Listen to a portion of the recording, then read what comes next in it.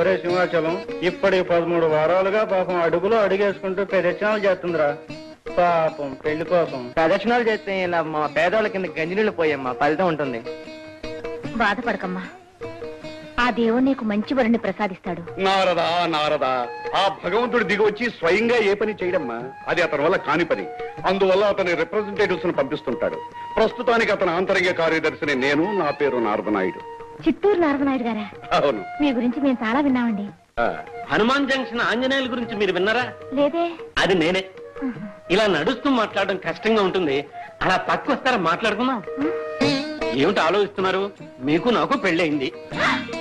అయ్యో, ఆయన చెప్పింది మీరు సరిగ్గా అర్థం చేసుకోలేదమ్మా.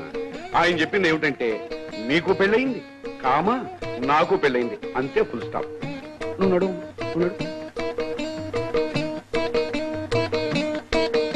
చూడమ్మా, మీ అమ్మాయి జాతకం నా దగ్గర ఉంది. నా దగ్గరికి ఎలా వచ్చిందంటారు? సంబంధం చూసి పెట్టమని సన్నిహితులందరికీ ఇచ్చాం. అలాగే మీ గురించి విని మా తెలిసిన ఆయన ద్వారా మీకు పంపించాం. చాలా గొప్ప జాతకం, సతీ సావిత్రి జాతకం లాంటిది. పోట్లాడైనా సరే భర్తను తన దగ్గరికి తెచ్చుకుంటుంది.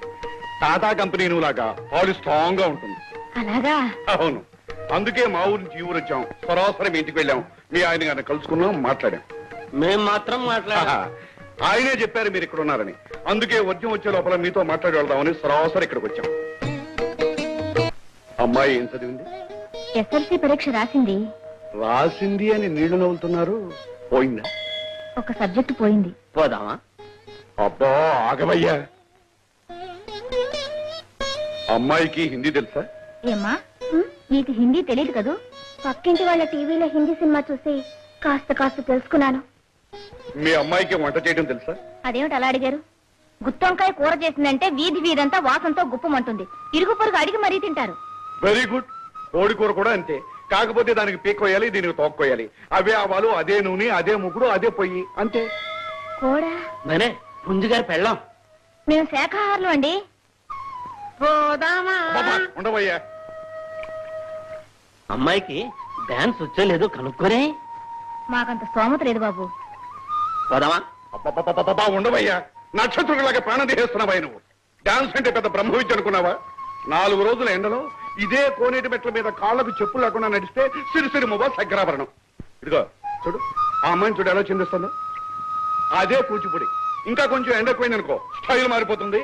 అదే కథక్కడి. అంతే. నాయుడు గారు, ఇలా మెట్ల మీద చిందులేస్తే డాన్స్ అయిపోతుందా? ఆంజనేయులు, మీ ఊరు హనుమాన్ జంక్షన్ కదా? అవును. అక్కడ పల్లె పడుచులు బియ్యం దంచడం చూసావా? చూసానే. ఎలా దంచారో చూపించు. ఎలా? అంతే కదా. మరి పిడకలు చేసేటప్పుడు పేడ దొక్కడం చూసావా? చూశానుగా. ఎలా దొక్కుతారో చూపించు. ఎలా? అంతే కదా. ఇప్పుడు బియ్యం దంచుతూ పేడ దొక్కు. బియ్యం దంచుతూ పేడ దొక్కు.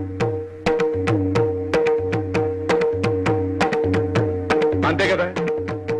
అదే డాన్స్, అదే భాంగడా. చూడండమ్మా, మిమ్మల్ని ఒక్క విషయం అడగడం మర్చిపోయాను. మీరు ధైర్యంగా అబద్ధం చెప్పగలరా? అబద్ధమా? ఆడపిల్లని కానీ అబద్ధం అంటే ఎలాగమ్మా?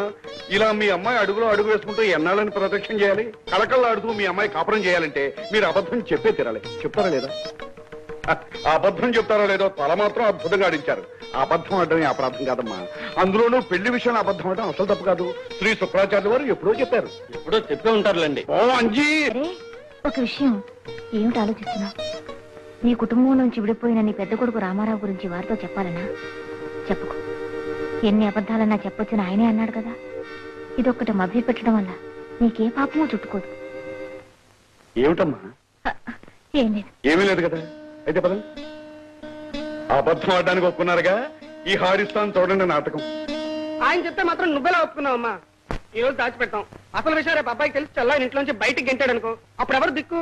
అన్నిటికీ నేనున్నానని ఆ నారదనాయుడు మాటిచ్చారా? ఆయన మాట ఇస్తే సరిపోయిందా? నారదనాయుడు అసలు పేరంటేనే నాకు నచ్చడం లేదు. నారదుడు పెట్టేవన్నీ కలహాలే కదా.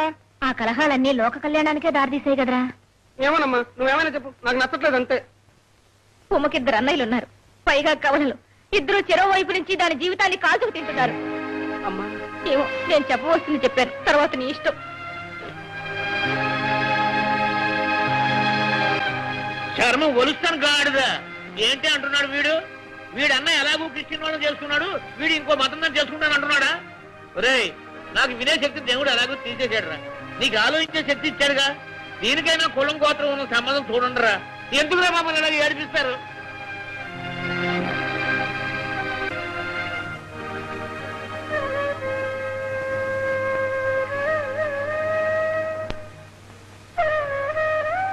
అబద్ధం చెప్తేనే గాని నీ పెళ్లి జరగదు కదమ్మా చెప్తానమ్మా అబద్ధం చెప్తాను